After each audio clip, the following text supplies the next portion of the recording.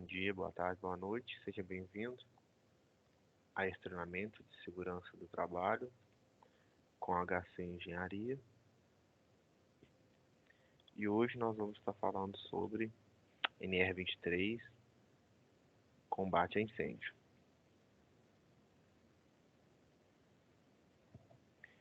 A NR23 ela traz a indicação aqui da Brigada de Emergência. O que é a Brigada de Emergência? É o grupo de trabalhadores, treinados e capacitados para atuar ali no atendimento à emergência.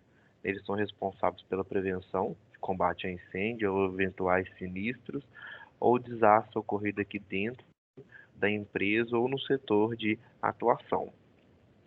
A NR23 também ela traz a exigência ali da proteção de incêndio, Então toda empresa ela deve possuir a proteção, contra incêndio, saídas suficientes, equipamentos suficientes para combate ao fogo e pessoas ali treinadas, quanto ao uso desses equipamentos que estão disponíveis, porque não adianta a empresa ter lá o extintor de incêndio e ninguém sabe usar, Não adianta ter saídas de emergência e ninguém foi treinado para onde deve se seguir em caso de sinistro ou em caso de algum evento, tá? Então, de responsabilidade da empresa passar esse treinamento para que todos tenham ciência de que a NR23 ela existe, existe a ciência de que nós precisamos ter conhecimento básico, ok, sobre combate a incêndio.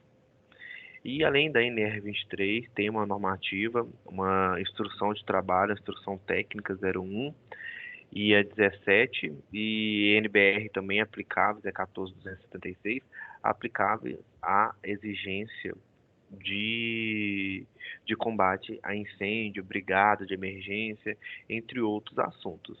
A gente vai perceber ali que a empresa que ela estiver desobrigada a colocar uma brigada de emergência, ela vai treinar os seus colaboradores ali a utilização e sobre os assuntos quanto aos requisitos básicos da NR23 quanto ali a incêndio, ok? Que é o que a gente vai ver hoje. E a gente inicia aqui a descrição do fogo, que é um processo químico ali de transformação, pode ser chamado também de combustão. A gente pode defini-lo ainda como resultado de uma reação química que desprende luz e também desprende calor devido à combustão dos materiais ali diversos, tá? O elemento do fogo, a gente tem uma pirâmide, um triângulo, onde representa as três faces da pirâmide, que a gente chama de tetraedro do fogo, da fase inicial, que seria o comburente, combustível, calor, ok? E aí a base seria a reação química em cadeia, tá? O combustível, e para ter o fogo a gente precisa ter os três: combustível, calor e comburente, para formar o triângulo do fogo e ter a reação química. E uma vez que a gente consegue extinguir qualquer um desses três componentes aqui, não se tem o fogo. Então, para ter o fogo, eu preciso de ter um combustível, de ter um comburente, ter um combustível e ter uma fonte de calor, ok? O combustível, em contato com uma fonte de calor, em presença com o comburente, geralmente o oxigênio, contido no ar, vai começar a inflamar e aí sim vai gerar aqui a reação em cadeia, que seria o fogo.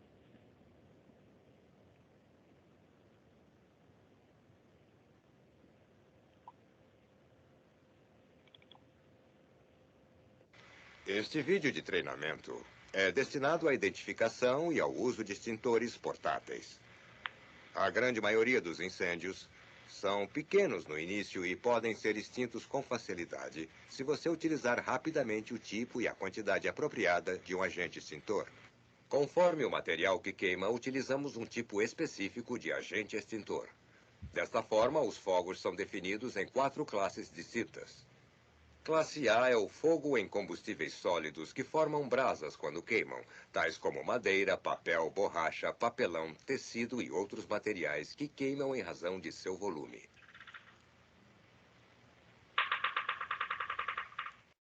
O fogo classe B é o que ocorre em gasolina, thinner, tintas, álcool, solventes, metano, propano e outros líquidos ou gases inflamáveis. Esta classe de fogo queima em superfície. O fogo classe C ocorre em presença de energia elétrica, transformadores, instalações elétricas e qualquer outro material ou equipamento energizado.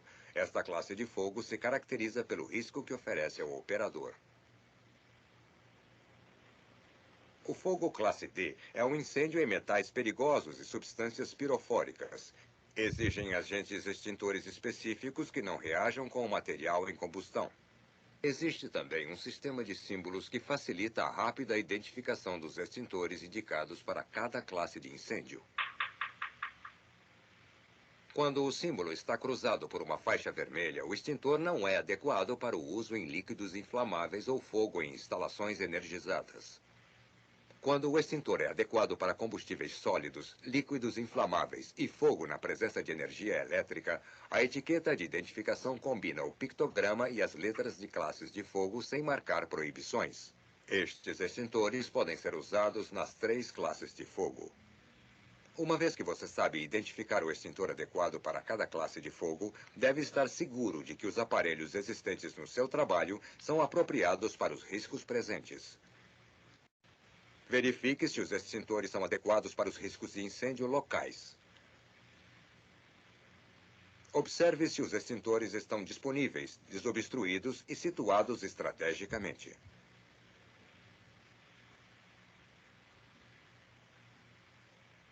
Verifique se estão em condições de uso e carregados. Olhe o manômetro e a etiqueta. Se você tem dúvidas, consulte o especialista em segurança. A inspeção prévia permitirá poupar tempo e assegurar a eficácia do equipamento na extinção do incêndio. Vejamos como usar corretamente o extintor portátil no combate ao incêndio. Ao detectar um começo de incêndio, comunique-o imediatamente a outra pessoa, acione o alarme e chame o corpo de bombeiros. Um extintor só é eficiente no início do incêndio.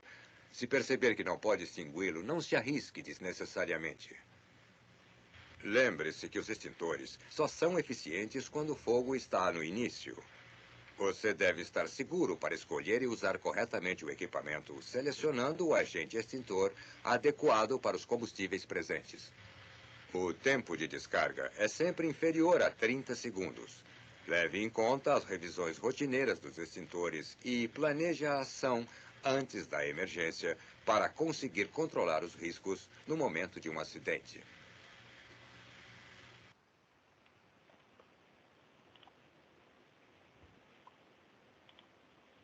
E aí, a propagação desse fogo, ele pode ser propagado de 3 formas diferentes: da condução, convecção ou a irradiação. A condução é a transferência de calor através de um corpo sólido de molécula em molécula. A transferência de calor através de um corpo. Aqui nós temos basicamente um exemplo da condução, onde o fogo ele está na base do prédio e aí em contato aqui com o duto ele simplesmente está levando calor, conduzindo aqui através desse material que a gente considera um corpo, aquecendo aqui os pontos máximos, ok? E aí, através da condução, levando esse calor a se propagar, a propagação aqui do incêndio. A convecção, que é a transferência de calor pelo movimento ascendente de massa de gás. Aqui a gente percebe que o movimento ascendente da fumaça é subir, ok? Então, quando ele chega aqui no topo, ok, ele aquece e aí ele entra em ponto de ignição. O deslocamento dessa fumaça aqui, ele traz o gás quente aqui para cima. A movimentação da massa, né, gasosa, ela transporta o calor para cima horizontalmente dos andares e assim provocando o incêndio. E a irradiação, né, que é a transferência de calor por ondas de energias caloríficas que deslocam através do espaço, ok? Então, no primeiro cenário aqui, as chamas estão tão altas que vai propagando calor e até pegar fogo no outro objeto, nesse caso aqui seria a casa. Então são ondas aqui caloríficas que atingem os outros objetos, aquecendo até entrar em ponto de fulgor. Aí os tipos de líquidos de combustíveis, nós temos os sólidos, líquidos e os gasosos, né, são os elementos ali da pirâmide que a gente mostrou que alimenta ali o processo todo ali, processo químico para entrar em combustão e ter-se o fogo, tá? Então o combustível é um dos elementos da pirâmide, tá? Aí nós temos os combustíveis sólidos, líquidos e os gasosos. Aqui um exemplo de combustível sólido dentro do galpão, pode ser um papel, pode ser madeira, pode ser plástico. Esses combustíveis a gente viu que eles queimam em superfície e profundidade. No vídeo a gente viu que as classes, né, dos extintores, então nós estamos aqui falando da classe A, que queima em profundidade e em superfície. Os líquidos, eles queimam somente em superfície. Aqui exemplo, solvente, álcool, tinta, verniz e etc. E aí aqui nós temos o exemplo de gás. O gás ele tem um volume, não tem um volume definido, né, tendo rapidamente a ocupar-se o recipiente em que estão contidos, mas para que haja combustão, há uma necessidade que esteja uma mistura ideal com o ar atmosférico. Okay? E aí entra em combustão. Aqui nós temos o propano, GLP e outros tipos de gases. Outra base da pirâmide é o comburente. O comburente mais comum é o oxigênio, que está presente no ar. E aí as duas bases, o combustível e o calor, entra em contato com o ar, com o comburente, e aí sim faz reação química gerando fogo.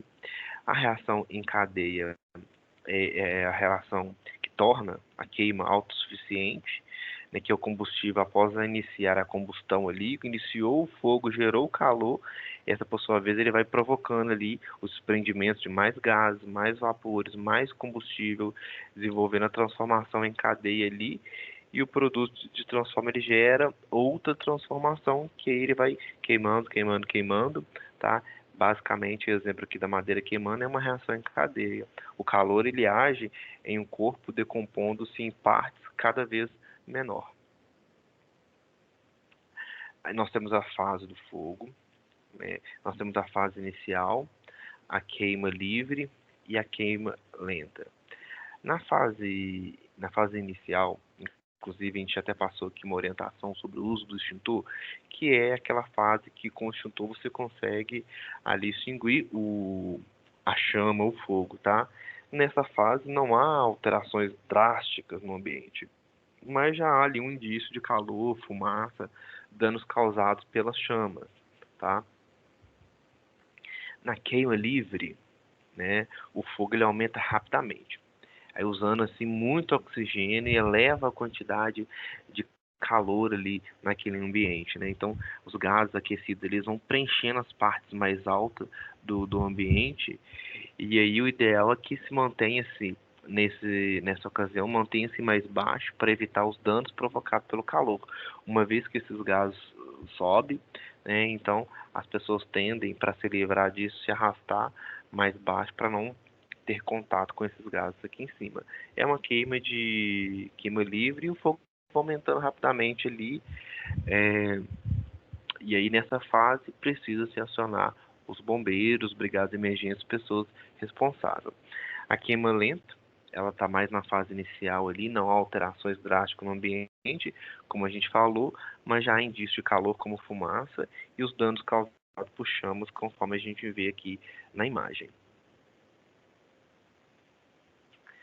Aí, nas duas fases do fogo que a gente citou, apenas de não haver chamas, a temperatura no ambiente ela continua altíssima, né? E continua rico em partículas de carbono e gases inflamáveis, né? Então, o oxigênio abaixo de 8% no ambiente, o calor intenso, brasa, queima lenta, alta concentração de gás combustível, isso aí são as condições do ambiente, né? Um alerta, né, para para que quando for acessar esse ambiente ou para quando for, né, mitigar ali, tem que prestar muita atenção, porque uma vez que a gente vê aqui uma entrada de oxigênio, seja para abertura de portas, aberturas de janela, pode provocar uma explosão, né, que é a entrada de um ar rico em oxigênio ali, e vai provocar uma explosão nesse ambiente, conforme a gente conseguiu ver aqui nessa foto. As formas de combustão. Tem a combustão completa, incompleta, espontânea e até chegar à explosão. A combustão completa é aquela que a queima produz calor e chamas, e se processa em um ambiente assim, rico em oxigênio. A incompleta é aquela em que a queima produz calor e pouco ou nenhuma chama, e se processa em um ambiente pobre em oxigênio. A combustão espontânea é o que ocorre quando algum material entra em combustão sem fonte externa de calor. São os materiais com baixo ponto de ignição. E a explosão, que é a mais comum, né? Que é a queima de gases ou partículas sólidas em altíssima velocidade em locais confinados com grande liberação de energia e deslocamento de ar. E aí, nós vamos ver agora assim, o método de extinção do fogo. Uma vez que a gente tenha o triângulo lá, combustível, comburente e calor, nós temos algumas formas de extinguir esse fogo. E aí a primeira foto, primeiro método de extinção do fogo está aqui nessa foto, é a retirada de material. Nesse método de extinção, você retira o elemento combustível aqui que está dando sustentação para o fogo. Uma vez que tirou o combustível, você desfaz ali um dos 3 pilares da pirâmide e aí você eliminou o fogo. Então é uma forma mais simples de extinguir um incêndio, é baseada na retirada do material ali que está pegando fogo, que é o material combustível. Ainda não foi atingido uma área de propagação do fogo grande, né? Então dá para interromper a alimentação ali dessa combustão. Esse método também é denominado corte ou remoção de suprimentos do combustível, né? Um fechamento de válvula, por exemplo, uma interrupção de um vazamento de combustível líquido ou um combustível gasoso, a retirada desse material do combustível do ambiente que está ali em chama, né? E aí você faz a retirada do material e extingue o fogo. O resfriamento, nesse método a extinção ela é retirada o elemento de calor, então você está resfriando o elemento de calor. Você pode utilizar os sprints, hidrantes, né, uma forma de neblina para combate a incêndio, expersão ali de água, alguma forma de reduzir, de resfriar esse calor ali, podendo ser com água, ok? Conforme no exemplo aqui. O abafamento, então basicamente consiste ali em você impedir o contato dessa chama com o oxigênio que vai estar alimentando ali esse material. Então abafou, você pode usar uma tampa de panela para apagar o fogo, você pode usar ali uma toalha, um cobertor, que você conseguir abafar o fogo completamente ali, onde você vai impedir o contato dessa chama com o oxigênio. Pronto, houve abafamento e o cancelamento também de um dos pilares do triângulo de fogo. Aí a classificação do incêndio, nós temos classe A, classe B, classe C e classe D.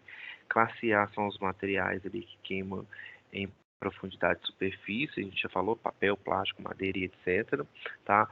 O modo de extinção vai necessitar de um resfriamento para extinção, né, e seu uso de água ou soluções que contêm uma grande porcentagem a fim de reduzir a temperatura desse material que está em combustão ali, né? O emprego também de pó químico irá apenas retardar a combustão, mas não agindo na queima em profundidade, assim como o gás carbônico CO2, que além disso, por espalhar brasas, né, os resíduos aquecidos, e ajudar na propagação do incêndio. A classe B são os materiais líquidos inflamáveis, né? Tinta, gasolina, resíduos inflamáveis, central de gás, né? Óleo e etc. Queima na superfície e não deixa nenhum resíduo. O modo de extinção ali é o abafamento ou a quebra, né, a interrupção da reação em cadeia. No caso de líquido muito aquecido por ignição, é necessário resfriar, tá? Então, o emprego de água se dará apenas em último caso. O abafamento aqui pode ser por espuma, né? Destaca-se como um método mais eficaz no modo B. No modo C são os materiais eletrônicos, painéis elétricos, máquinas, motores, equipamentos, televisão, rádio, som e etc. Você precisa lançar um agente que não conduza eletricidade, uma vez que em equipamentos elétricos, por isso que é utilizada a classe C. O método de extinção aqui necessita que o extintor que não conduza corrente elétrica, como eu disse, e o princípio dele é de abafamento ou interrupção, quebra da reação em cadeia. Classe D são os materiais pirofóricos, né, magnésio, selênio, antimônio, lítio, potássio, alumínio, fragmentado, zinco, titânio, sódio, zircônio. São as características de queima em alta temperatura e aí por reagir com agentes extintores comuns, principalmente os que contêm água, né? O modo de extinção dele necessita de agente extintor especial que funda em contato com o material combustível, formando uma espécie de capa que isola o ar atmosférico, interrompendo a combustão ali pelo princípio de abafamento.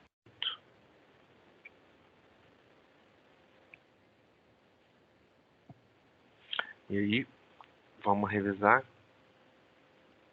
o tipo A.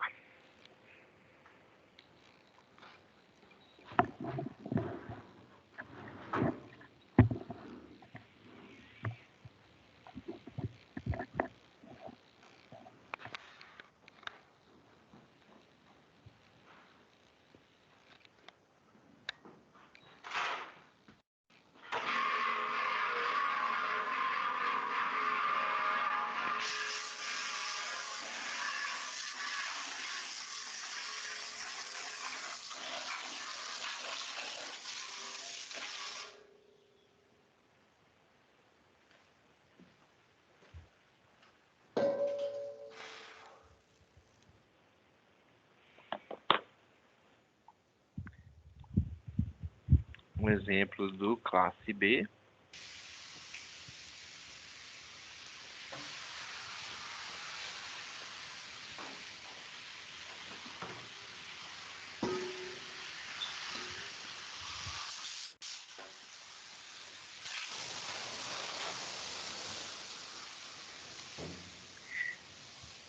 Aí ele usou do classe B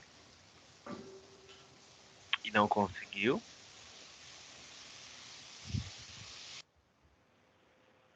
Exatamente, porque a classe do extintor, a classe extintora, ela tem que ser utilizada exatamente para extinguir a classe que corresponde a classe do extintor com a classe. Aí agora, se ele for CO2,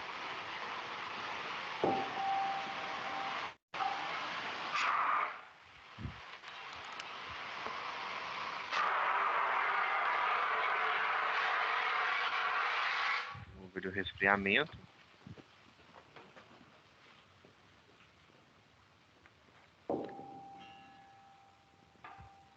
E um exemplo, se você não utilizar a classe certa do extintor para a classe do fogo, você não vai conseguir a extinção ali do princípio de incêndio.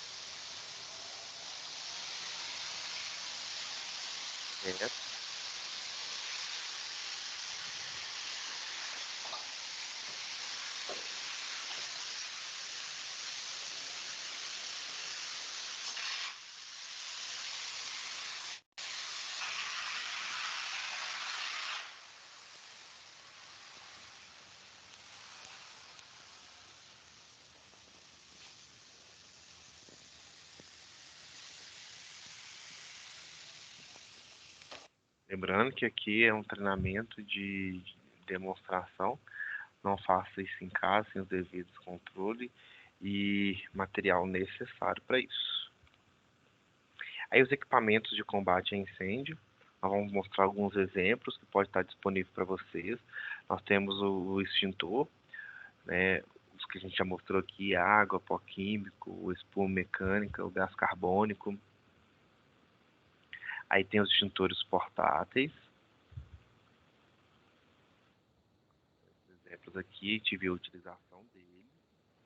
Modelo ABCI, ABCD. São as orientações do vídeo. Aí, quais são os cuidados que a gente vai precisar ter com esse extintor? Instalar o extintor em um local visível e sinalizado. Ele não deve ser instalado em escadas, portas e rotas de fuga, onde que possa impedir ali, né, o acesso desse extintor para o uso dele. Ele deve ser instalado na parede ou local em superfície de piso identificado. O lacre não pode estar interrompido. O manômetro ele deverá indicar a carga do extintor. Ok? Nós temos equipamentos hidráulicos, né, que são os hidrantes, tipo de parede. As mangueiras, né, tem um tecido específico, mangueira específica que aguenta ali, né, a pressão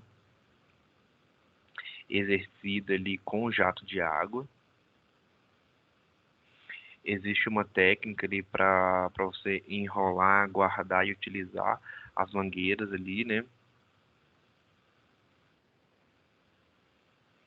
No transporte tem que ter cuidado, né, colocar sobre os ombros, porque a ponta dessa mangueira aqui a gente tem que evitar bater para não amassar, porque ela é um encaixe, uma mangueira encaixa em outra mangueira, tá?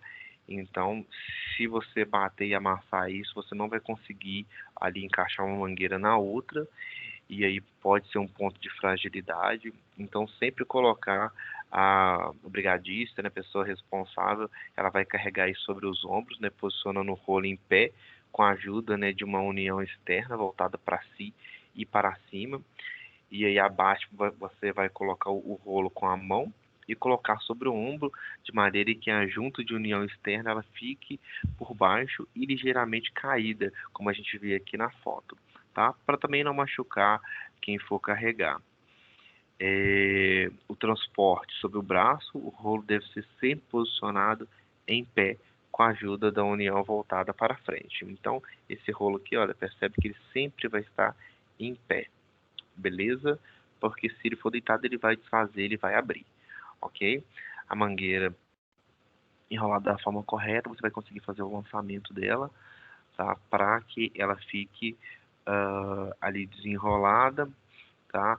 E posicionada de uma forma correta e que ela não vai chicotear e jogar, né, o colaborador que está ali, apagando o fogo, apagando o incêndio, que não jogue ele no chão, não machuque o operador, ok?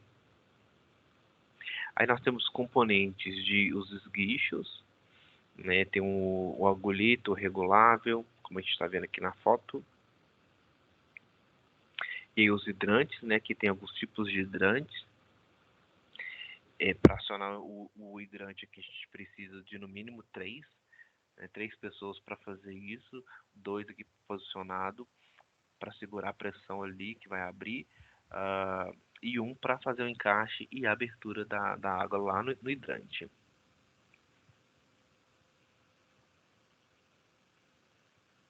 Aí o funcionamento dele, basicamente, você vai lançar a mangueira e acoplar, né, o encaixe no hidrante, abrir o registro e acionar a bomba para combater o incêndio, escoar a água da mangueira e guardar o equipamento após a utilização.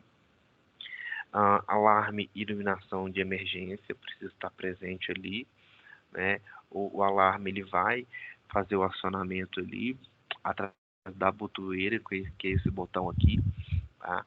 Houve ali o incêndio, você vai quebrar o vidro, ok? E acionar o alarme. A iluminação de emergência também, né? Caso seja feito corte de energia, a iluminação ela vai garantir que a evacuação seja feita de forma segura ali, mantendo a visibilidade das pessoas no local ali. Aqui são exemplos de alguns equipamentos que podem ser utilizados no combate ao incêndio. e uma simulação aqui de emergência. E aí, nós vamos ver um incêndio doméstico. If your chip pan catches fire, don't panic. Just follow these instructions. 1. Turn off the heat. 2. Run a cloth under a tap and wring it out. 3. Cover the pan and then wait until it's cooled right down. Don't try and move the pan, and whatever you do, don't throw water over the fire. The effects can be devastating. Precisa ter, né, o resfriamento e o por abafamento. Então, esse conhecimento aqui, né, nessa parte onde que faz-se um exercício de simulação, na parte online a gente mostra algumas situações que poderiam ocorrer, né, em casa, situações mais comuns, para que a gente tenha consciência, né, que às vezes um pequeno conhecimento ali você vai evitar um desastre.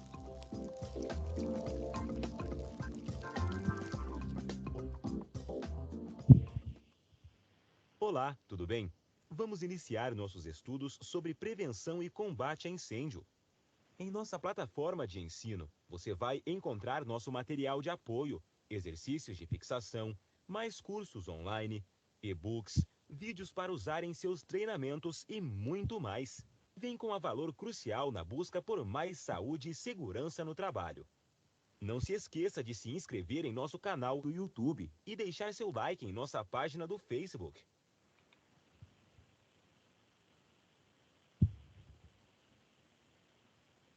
São materiais combustíveis que se transformam e combinam com o oxigênio do ar, produzindo calor e chamas. Como esta pequena fogueira. O fogo é gerado através da reação entre o material combustível, que quando combinado ao oxigênio e ao calor, como fonte de energia, forma uma chama, ou pequena fogueira, que se não for controlada, pode se transformar em um incêndio. Uma outra maneira de se definir o fogo é como sendo uma reação química de oxidação rápida, com desprendimento de energia sob forma de luz e calor.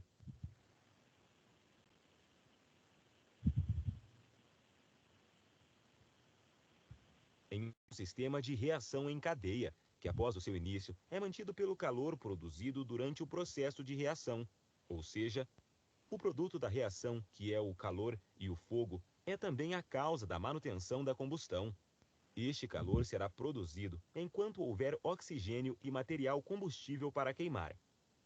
Além disso, é preciso diferenciar o fogo e o incêndio. O que torna um diferente do outro é que o incêndio é basicamente o fogo fora de controle.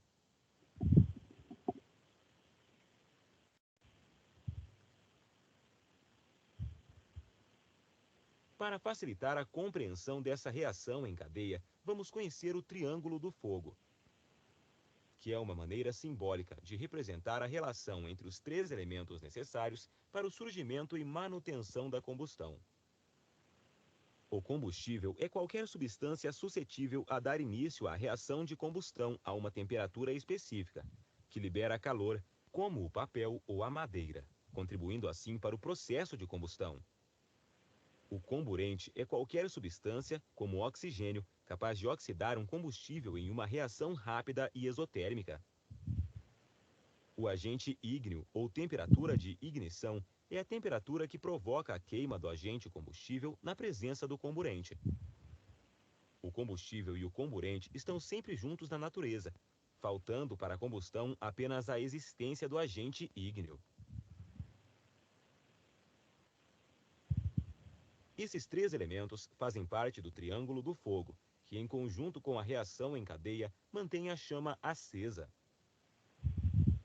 Porém, se algum destes elementos for retirado da reação, não haverá mais combustão e assim o fogo cessará, como veremos a seguir.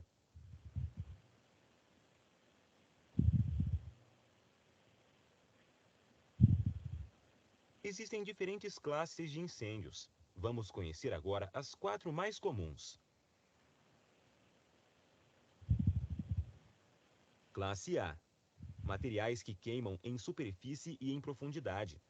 Exemplo, madeira, papel e tecido. É caracterizado pelas cinzas e brasas, que deixam como resíduos.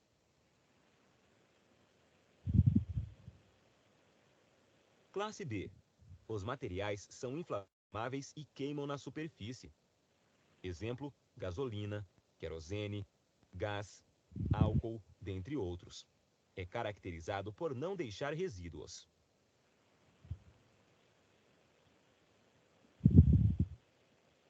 Classe C. Os materiais envolvidos no incêndio são equipamentos elétricos e eletrônicos energizados. Exemplo, computadores, lâmpadas e televisores.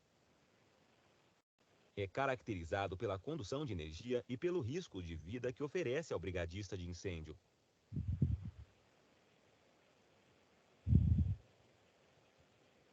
Classe D. Os materiais são os metais pirofóricos e requerem agentes extintores específicos. Exemplo, pó de zinco, sódio, magnésio, lítio e cádmio. É caracterizada pela queima em altas temperaturas e por reagir com agentes extintores comuns, principalmente os que contêm água, que não devem ser utilizados.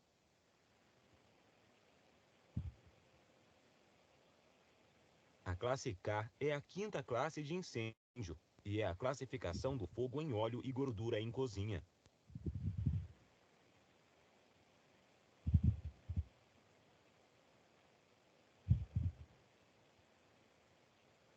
Agora que já sabemos o que é fogo, a sua diferença para incêndio e as classes de incêndio, veremos alguns métodos para eliminá-los. Abafamento. Consiste na retirada ou redução do teor de oxigênio no local da combustão. É o método mais eficaz no combate ao incêndio classe B.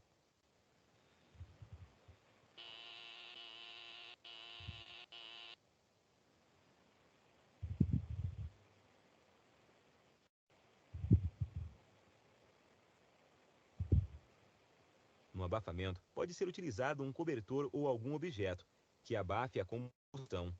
O mais indicado é a utilização dos extintores de espuma. Com isso, conseguimos retirar o comburente, no caso o oxigênio, e, consequentemente, eliminar o incêndio. No caso de líquidos muito aquecidos, é necessário resfriamento posterior, evitando assim nova ignição. Isolamento. Nesse método, é preciso desagregar o combustível do processo de combustão, com o objetivo do fogo não passar para outras áreas ainda não afetadas.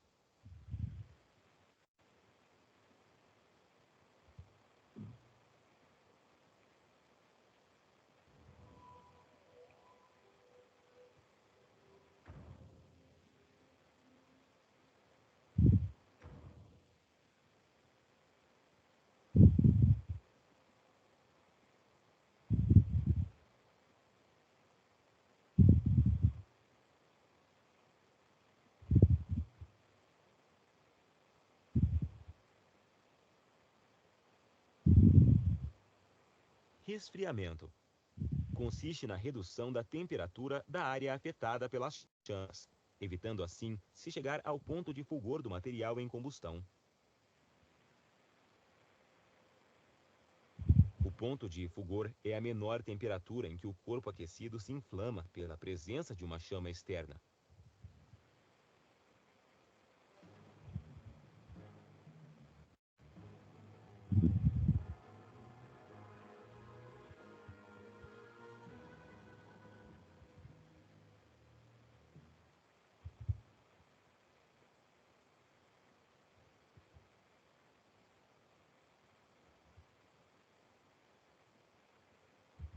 Quando jogamos água em um incêndio, estamos esfriando, ou seja, retirando o componente calor e eliminando o agente ígneo, pois não temos mais a temperatura de ignição necessária para a reação em cadeia que mantém o fogo vivo.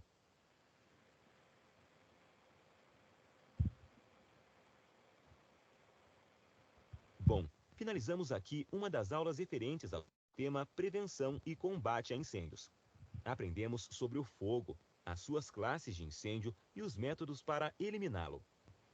Nos encontramos novamente na próxima aula, onde abordaremos os tipos de extintores e os procedimentos em caso de incêndios.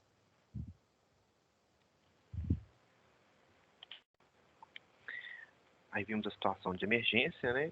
E é muito importante a gente procurar ter na empresa os simulados de emergência para preparar ali as pessoas para uma possível situação de emergência. Então, esse simulado ele tem por objetivo proporcionar ali os colaboradores da empresa essa preparação para uma resposta rápida, eficiente e segura em situações de emergência. Então, você responder a uma emergência priorizando a proteção efetiva da vida, a segurança e o bem-estar do público, dos colaboradores, né, a prevenção do meio ambiente, a reputação da imagem da empresa e dos seus acionistas, né? Assim você vai proteger as instalações também até o recebimento seguro, né, dessas operações. O simulado ele vai designar a equipe que administrará a emergência, definir a relação e responsabilidade da equipe, atendimento de emergência, ele vai definir também os procedimentos a serem seguidos ali em caso de emergência, documentar todos os recursos utilizados nas ações de controle e extinção da emergência e cumprir a lei e norma vigente, né? Então, o simulado ele prepara, né, a empresa, os trabalhadores, né, ali para uma possível emergência. É importante a participação de todos, rever se todos os fluxos estão bem desenhados, as pessoas entendem, né, sabem onde são as saídas, os números de emergência, o que, que vai fazer, para onde ir.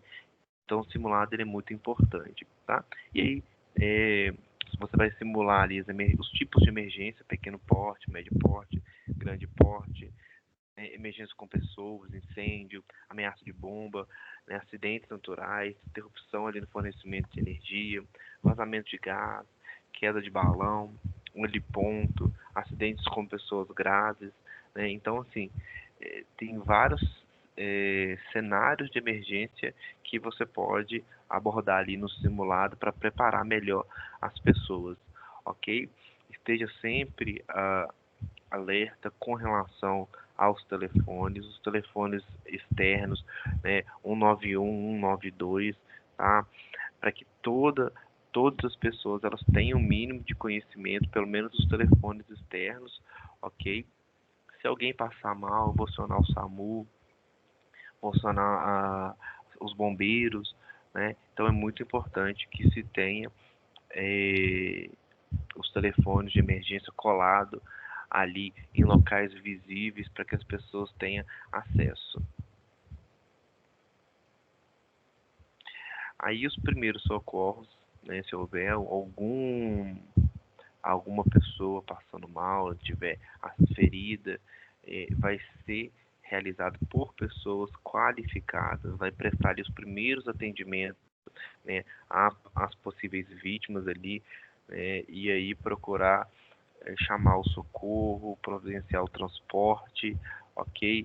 De um socorro especializado. Então tem que acionar ali o SAMU para fazer o transporte dessa possível vítima, ok? A empresa ela precisa estabelecer pontos de encontro em caso de incêndio, né, em caso de abandono da área, precisa estar visível com sinalização, placa, né, uma orientação com abandono de área do local onde vocês estão, seja escritório, seja galpão, seja uma sala, ok? Precisa ter a saída e os pontos de emergência e de encontro determinados e que todos saibam, tenham acesso a esse tipo de informação. O abandono de área, né, ele vai ser feito de forma ordenada, uma caminhada rápida, ok? Para depois haver uma investigação, né, do tipo de ocorrência, no momento se for um abandono de área por conta ali de algum evento que tem que acionar os bombeiros, faça o acionamento dos bombeiros, né, se precisar de apoio para pessoas, faça o acionamento do SAMU se a empresa não tiver a equipe de emergência interna. Aqui é o organograma da brigada de emergência para conhecimento, né, tem que ter o coordenador, o chefe da brigada, o líder da equipe, a equipe de combate, a equipe de apoio e a equipe de abandono, né, e os membros ali da brigada de emergência. Cada um vai ter, basicamente, a sua responsabilidade dentro do organograma ali da brigada de incêndio. O simulado de emergência para os locais que tem ali o acionamento, que tem o fluxo e suporte, que tem os equipamentos, ele precisa ter uma sequência uma sequência lógica de evento, né? O início ali da detecção do incêndio, o acionamento da botoeira ali de alarme, né? O alarme ele vai alertar os brigadistas do setor central, que vai verificar a movimentação através do circuito fechado de vídeo, e aí ele vai acionar a segurança ou outra forma de comunicação. Então, o simulado de emergência, ele vai seguir um fluxo para locais que tem, né, essa preparação, esse estabelecimento no sentido de um corpo de brigadista maior. Estabelecer o abandono da área, estabelecer sequências de eventos, né, o uso dos recursos que a gente viu, hidrante, mangueira, por pessoas habilitadas e treinadas. Treinar as pessoas em primeiros socorros para estabelecer também a sequência de atendimento, né, os primeiros atendimentos é muito importante. E aí anotem aqui os números de emergência que vocês vão precisar. 190 é a Polícia Militar, a ambulância 192, Corpo de Bombeiros 193 e a Defesa Civil 199.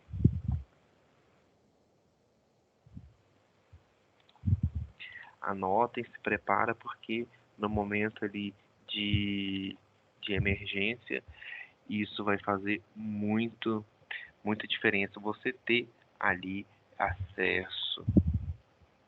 A pessoa fica nervosa, às vezes, e acaba não lembrando dos números.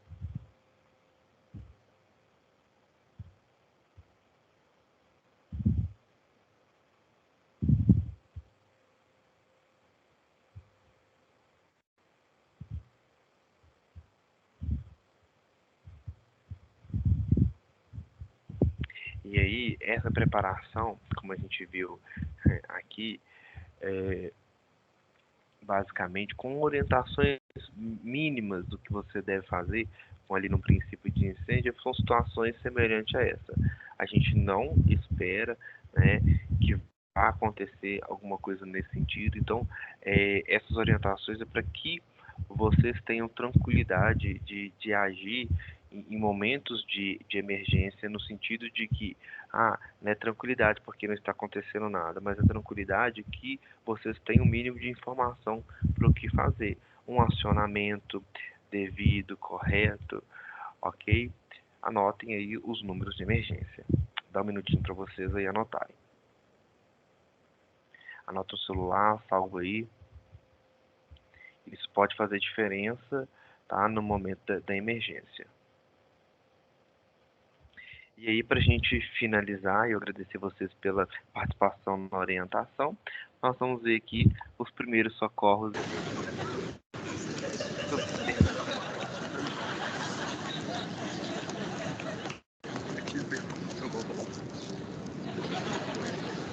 Thank you.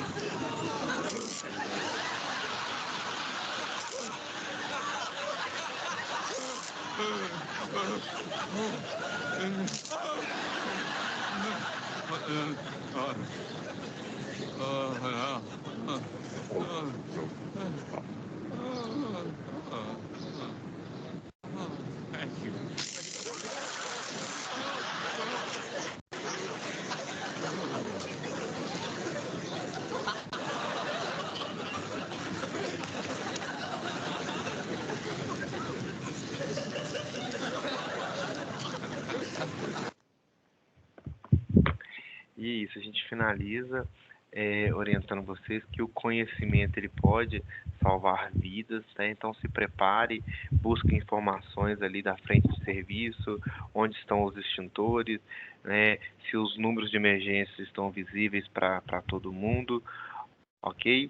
Desejo a vocês um excelente trabalho, estejam seguros, estejam bem e bom trabalho para vocês. Te vejo ou vejo vocês no próximo treinamento.